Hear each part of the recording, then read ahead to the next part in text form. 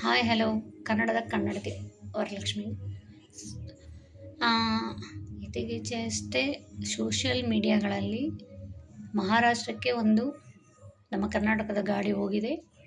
ಅಲ್ಲಿನ ಮರಾಠೀಸ್ ಅವರು ನಮ್ಮ ಕರ್ನಾಟಕದ ಡ್ರೈವರ್ಸ್ಗಳಿಗೆ ಮುಖದಲ್ಲಿ ಮಸಿ ಬಳಸಿ, ನಮ್ಮ ಕನ್ನಡದ ಅಕ್ಷರದ ಮೇಲೆ ಮಸಿ ಬಳಸಿ ಬಿಟ್ಟಿದ್ದಾರಲ್ಲ. ಬೆಂಗಳೂರಲ್ಲಿ ಕನ್ನಡ ಪರ ಹೋರಾಟಗಾರರೇ, ಏನು ಮಾಡ್ತಿದ್ದೀರಾ ನೀವು? ಹಾಂ,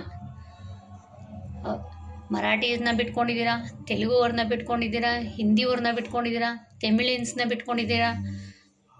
ನಮ್ಮ ಇಡೀ ಕರ್ನಾಟಕದಲ್ಲಿ ಎಲ್ಲ ರಾಜ್ಯದಲ್ಲೂ ಗಾಡಿಗಳು ಓಡಾಡ್ಬೋದು.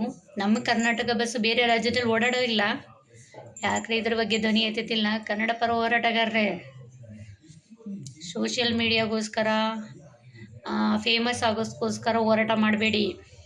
ಒಂದು ಹೋರಾಟ ಮಾಡಿದ್ರೆ ಅದು ಒಂದು ಗತ್ತಿರಬೇಕು.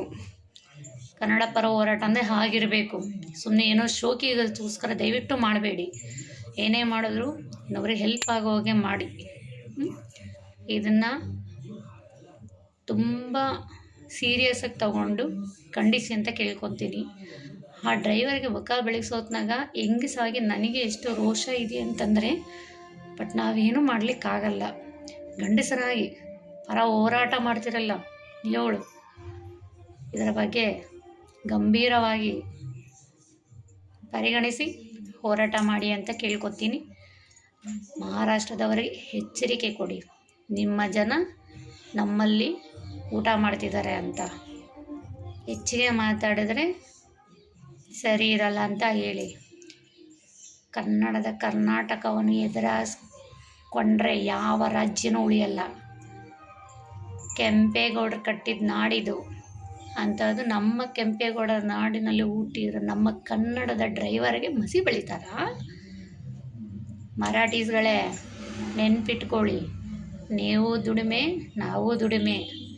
ಅಣ್ಣ ತಮ್ಮಂದರು ಅಕ್ಕ ತಂಗಿಯರಾಗಿದ್ದರೆ ನೀವು ಚೆಂದ ನಾವು ಚೆಂದ. ನೀವು ನೀವೇ ನಾವು ನಾವೇ ಅಂತ ಬಂದರೆ ಕನ್ನಡದವ್ರು ಎಲ್ಲೇ ಬೇಕಾದರೂ ಇಳಿತಾರೆ. ನೆನಪಲ್ಲಿ ಇಟ್ಕೊಳ್ಳಿ. ಮೈನ್ ರಾಜಕೀಯದವರು ಲಕ್ಷ್ಮೀ ಹೆಬ್ಬಾಳ್ಕರ್ ಅವರೇ, ನಿಮಗೆ ನಾಚಿಕೆ ಆಗಬೇಕು. ನಮ್ಮ ಭಾಷೆ ಬಿಟ್ಟು ಮರಾಠಿ ಮಾತಾಡ್ತೀರಾ? ನಾಚಿಕೆ ಆಗಲ್ವಾ ನಿಮಗೆ? ಪಕ್ಷ ನೀವು ಯಾವುದೇ ಪಕ್ಷದವರಾಗಿರ್ರಿ, ನಮ್ಮ ಕನ್ನಡ ಬಿಟ್ಟು ಬೇರೆ ಭಾಷಣ ಮಾಡಿದರೆ ಛೀ, ನಿಮ್ಮ ರಾಜಕೀಯಕ್ಕೆ ಇಷ್ಟು ಬೆಂಕಿ ಹಾಕಿದ್ರು. ಜೈ ಕರ್ನಾಟಕ ಮಾತೆ.